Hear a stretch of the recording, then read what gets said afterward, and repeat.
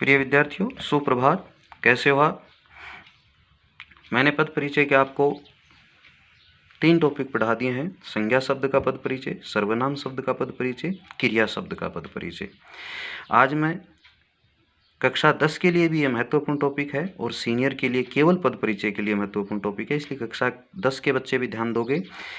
कक्षा 10 के लिए क्रिया से संबंधित प्रश्न पूछे जाते हैं और सीनियर वालों के लिए तो क्रिया शब्द का पद परिचय पूछा जाता है, इसलिए दोनों कक्षाएं ध्यान देंगे क्रिया शब्द का पद परिचय कैसे दिया जाता है। इसलिए सबसे पहले हमें क्रिया की संपूर्ण जानकारी होनी आवश्यक है, तभी हम जाकर के पद परिचय का टॉपिक कर पाएंगे। तो चलिए, क्रिया किसे कहते हैं? आप जानते हो कि जिस शब्द के द्वारा किसी कार्य का करना या होना पाया जाता है उसे क्रिया कहते हैं। कोई भी शब्द हो जिससे हम काम का करना या होना जान पाते हैं उसी को क्रिया कहते हैं। जैसे मोहन पढ़ता है, अब पढ़ना कार्य का करना या होना पाया जा रहा है, इसलिए पढ़ना यहाँ पर क्या होगी? क्रिया।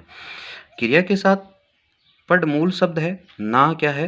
नहीं, पढ़ धातु है, ना उस जोड़ते ही वो क्रिया बन गई, इसलिए धातु को भी जानना जरूरी है कि क्रिया के मुख्य रूप या मुख्य अंश को धातु कहते हैं। मूल रूप होता है क्रिया का, उसी को क्या कहते हैं? धातु।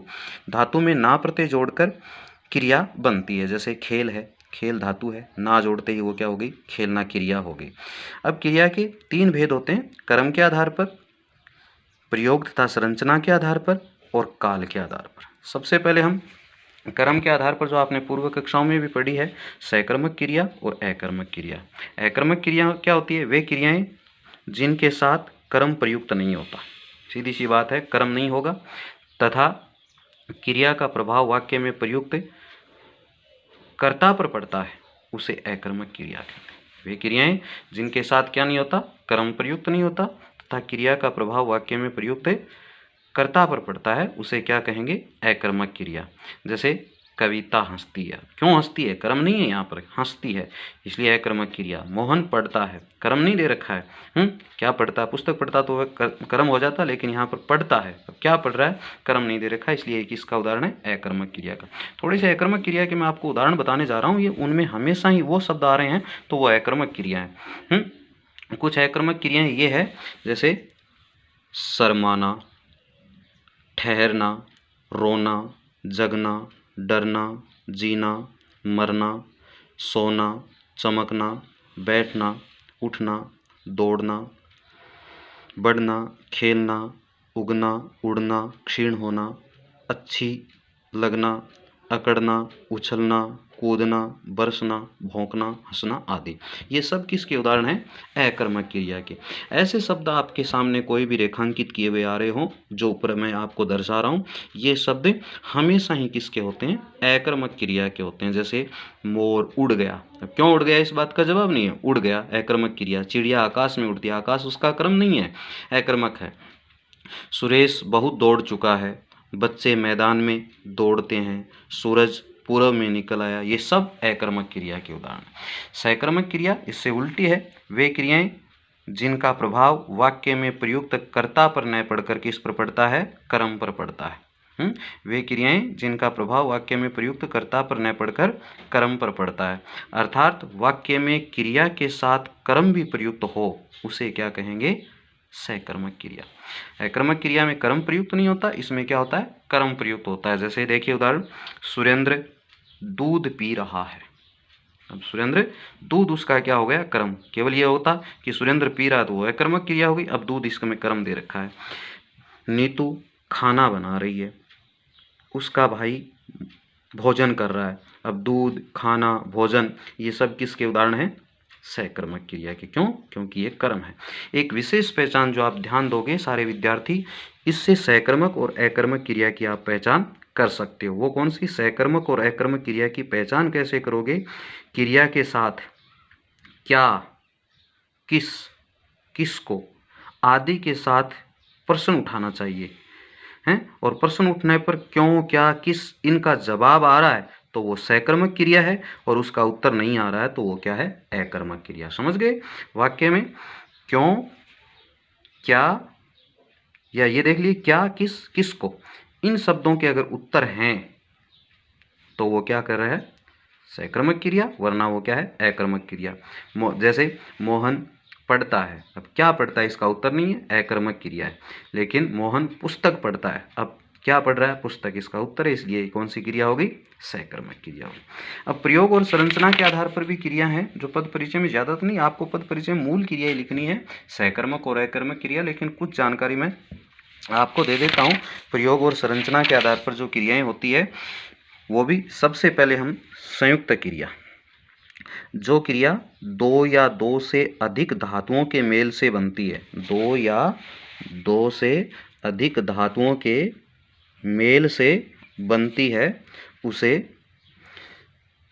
संयुक्त क्रिया कहते हैं। पूरी परिभाषा, जो क्रिया दो या दो से अधिक धातुओं के मेल से बनती है, अर्थात दो या दो से अधिक भिन्नार्थक मेल रूप से बनती है, उसे क्या कहते हैं, संयुक्त क्रिया। जैसे दो या दो से भिन्नार्थक, मोहन पुस्तक पढ़ रहा होगा, जया ने खाना बना लिया और हेमराज ने खाना खा लिया। दो भिन्नार्थक अर्थ हैं। और ऊपर वाले में दो या दो से अधिक क्रियाओं के मेल से बनी है, जैसे पुस्तक पढ़ रहा होगा, पढ़ रहा होगा, ये दो क्रियाएं हो गई। और एक भिन्नार्थक के रूप में संयुक्त क्रिया, प्रेरणार्थक क्रिया, ये पद परिचय में ज़्यादा आती है। वे क्रियाएं जिन्हें कर्ता स्वयं न करके दूसरों को क्रिया करने के लिए क्या करता है, प्रेरित करता है। स्वयं नहीं करेगा क्रिया, अपितु दूसरे को करने के लिए प्रेरित करेगा, उसे प्रेरणार्थक क्रिया। वे क्रियाएं जिन्हें कर्ता स्वयं न करके दूसरों को क्रिया करने के लिए प्रेरित करता है, उसे प्रेरणार्थक क्रिया कहते हैं। जैसे अभिषेक अरविंद से पत्र लिखवाता है, अभिषेक स्वयं नहीं लिख रहा, दूसरों की क्रिया करने के लिए प्रेरित कर रहा है। मेरा हरि, मैंने हरि को नौकर से पिटवाया, मैंने हरि को नौकर से पिटवाया, यानी कर्ता स्वयं कार्य नहीं कर रहा, किसी दूसरे को करने के लिए प्रेरित कर रहा है। ऐसे दीपक रीना से चित्र बनवाता है, दीपक स्वयं काम नहीं करके दूसरे को क्रिया करने के लिए प्रेरित कर रहा है, और जहाँ पर कर्ता स्वयं क्रिया न करके दूसरे को क्रिया करने के लिए प्रेरित करे, वहाँ पर कौन सी क्रिया होगी, प्रेरणार्थक क्रिया। आगे है पूर्वकालिक क्रिया, जो पद परिचय में ज़्यादा आती है। जब वाक्य में दो क्रियाएं प्रयुक्त हुई हो तथा उनमें से एक क्रिया दूसरी क्रिया से पहले संपन्न हुई हो, तो पहले संपन्न होने वाली क्रिया क्या कहलाती है, पूर्वकालिक क्रिया। वाक्य में दो क्रियाएं आ जाती है, और एक क्रिया पहले पूरी हो जाती है, दूसरी बाद में हो रही है, जो पहले क्रिया पूरी हो जाती है वो क्रिया क्या कहलाती है, पूर्वकालिक क्रिया कहलाती है। जैसे मोहन पढ़कर सो गया, अब इसमें पहली क्रिया कौन सी हुई, पढ़कर, बाद में क्रिया कौन सी हो रही है, सोना, तो यहाँ पर कौन सी क्रिया हो गई, पूर्वकालिक क्रिया। वह खाना खाकर विद्यालय गया है, पहली क्रिया कौन सी की उसने, खाना, फिर जाने की क्रिया की, तो ये पूर्वकालिक। सजातीय क्रिया, वे क्रियाएं जहाँ कर्म तथा क्रिया दोनों एक ही धातु से बने हो, कर्म और क्रिया दोनों ही एक धातु से बनते हैं, उन्हें क्या कहते हैं, सजातीय क्रिया। जैसे भारत ने लड़ाई लड़ी, लड़ाई और लड़ी एक ही कर्म और क्रिया से क्या है, ये बन रही है। जैसे वह खाना खाता है, खाना और खाना खाता है एक ही कर्म से बनी है, वह पानी पीता है। तो वे क्रियाएं जहाँ कर्म तथा क्रिया दोनों एक ही धातु से बने हो, जैसे लड़ाई लड़ी, खाना खाता है, पानी पिया, ये सब एक ही क्रम से बने, इसलिए सजातीय क्रिया। फिर है सहायक क्रिया, किसी भी वाक्य में मूल क्रिया की सहायता करने वाले पद को सहायक क्रिया कहते हैं। जैसे अरविंद पढ़ता है, पढ़ना क्रिया, लेकिन है इसकी क्या कर रही है, सहायता कर रही है, इसलिए है क्या है, सहायक क्रिया है। भानु ने अपनी पुस्तक मेज पर रख दी, अब रख दी है यहाँ पर क्या है क्या है, मूल क्रिया की सहायता कर रही है। नाम धातु क्रिया, जिस क्रिया का निर्माण संज्ञा, सर्वनाम या विशेषण में प्रत्यय लगाने से होता है, उसे नाम धातु क्रिया कहते हैं। संज्ञा, सर्वनाम और विशेषण में क्या लगा दें, प्रत्यय जोड़ दें, तो वो नाम धातु क्रिया हो जाती है। जैसे हाथ से हथियाना, अब याना इसमें क्या है, प्रत्यय जोड़ दिया, स्वीकारना, प्रत्यय जोड़ दिया, झुठियाना, प्रत्यय जोड़ दिया, तो ये सब क्या है, संज्ञा और सर्वनाम या विशेषण में प्रत्यय लगने से क्या है, जो क्रिया बनती है वो नाम धातु क्रिया कहलाती है। एक अपूर्ण क्रिया, वे क्रियाएं जिनका पूर्ण अर्थ नहीं निकलता, वे अपूर्ण क्रिया कहलाती है। पूर्ण अर्थ, जैसे मैं हूँ, अब इसका पूर्ण अर्थ नहीं है, मैं क्या हूँ, स्वस्थ हूँ, रोगी हूँ, या डॉक्टर हूँ, अध्यापक हूँ, इस बात का पूरा ज्ञान नहीं हो रहा है, इसलिए अपूर्ण क्रिया है। अंतिम क्रिया है काल के आधार पर क्रियाएं तीन प्रकार की होती है, भूतकालिक क्रिया, वर्तमानकालिक क्रिया और भविष्यकालिक क्रिया। ये क्रिया का टॉपिक है।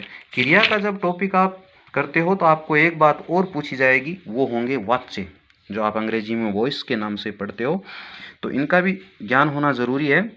वाक्य में प्रयुक्त क्रिया रूप कर्ता, कर्म या भाव में से किसके अनुसार प्रयुक्त हुआ है, इसका बोध कराने वाले कारकों को क्या कहते हैं, वाच्य कहते हैं। यानी वाक्य में प्रयुक्त क्रिया रूप कर्ता, कर्म, भाव में से किसके अनुसार प्रयुक्त हुआ है, इसका बोध कराने वाले जो कारक होते हैं वो वाच्य कहलाते हैं। वही क्रिया कर्ता के अनुसार प्रयुक्त हो रही है, कर्म के अनुसार प्रयुक्त हो रही है, भाव के अनुसार, इन सब की जब जानकारी होगी तो उसी को हम क्या कहेंगे, वाच्य। ये तीन प्रकार के होते हैं, कर्तृवाच्य, कर्मवाच्य और भाववाच्य। सीधा सीधा ज्ञान इनका ले लेते हैं कि जब वाक्य में प्रयुक्त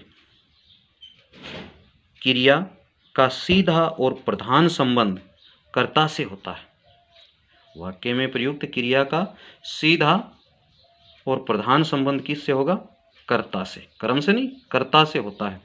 वाक्य में प्रयुक्त क्रिया का सीधा और प्रधान संबंध कर्ता से होता है, अर्थात क्रिया के लिंग वचन कर्ता के अनुसार प्रयुक्त होते हैं, उसे भाववाच्य कहते हैं। क्रिया के लिंग वचन किसके अनुसार प्रयुक्त होंगे, कर्ता के अनुसार। अगर कर्ता पुल्लिंग है तो क्रिया भी किस में आएगी, पुल्लिंग में। कर्ता अगर स्त्रीलिंग है तो क्रिया भी किस में आएगी, स्त्रीलिंग में। ऐसा जब हो रहा हो तो वहाँ पर वाच्य क्या होगा, कर्तृवाच्य। जैसे लड़का दूध पीता है, लड़का पुल्लिंग है इसलिए क्रिया भी किस में आ रही है, पीता है, पुल्लिंग में।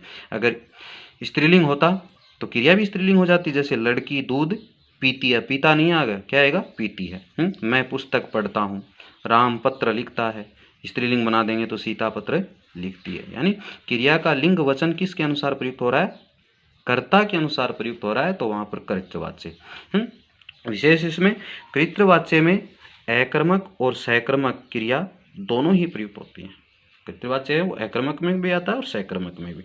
कर्मवाच्य जब वाक्य में प्रयुक्त क्रिया का सीधा संबंध कर्म से होता है, अर्थात क्रिया के लिंग वचन कर्ता के अनुसार प्रयुक्त न होकर कर्म के अनुसार होते हैं, उसे कर्मवाच्य कहते हैं। कर्मवाच्य सदैव सकर्मक क्रियाओं का ही होता है। कर्तृवाच्य है वो तो सकर्मक और अकर्मक दोनों का होता है, लेकिन कर्मवाच्य जब आप लिख रहे हो तो उसमें अकर्मक क्रिया नहीं लिख सकते, वो हमेशा ही किसका होता है, सकर्मक क्रिया का। पहचान क्या है कर्तृवाच्य की, तो क्या थी, क्रिया का सीधा संबंध किससे था, कर्ता से, यानी लिंग वचन किसके अनुसार आ रहे थे, कर्ता के अनुसार। लेकिन इसमें क्रिया का सीधा संबंध किससे होता है, कर्म से होता है। और लिंग वचन कर्ता के अनुसार न होकर के किसके अनुसार प्रयुक्त हैं, कर्म के अनुसार।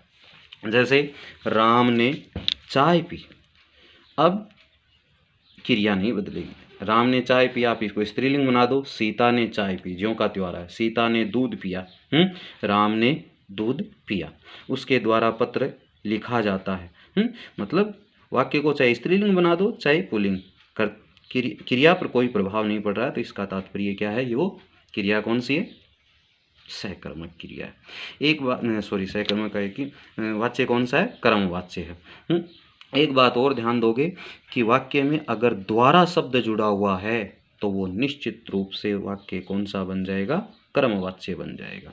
अंतिम वाच्य है भाववाच्य। जिस वाक्य में क्रिया कर्ता कर्म को छोड़कर असमर्थता के कारण भाव में प्रयुक्त हो, वहाँ भाववाच्य होता है।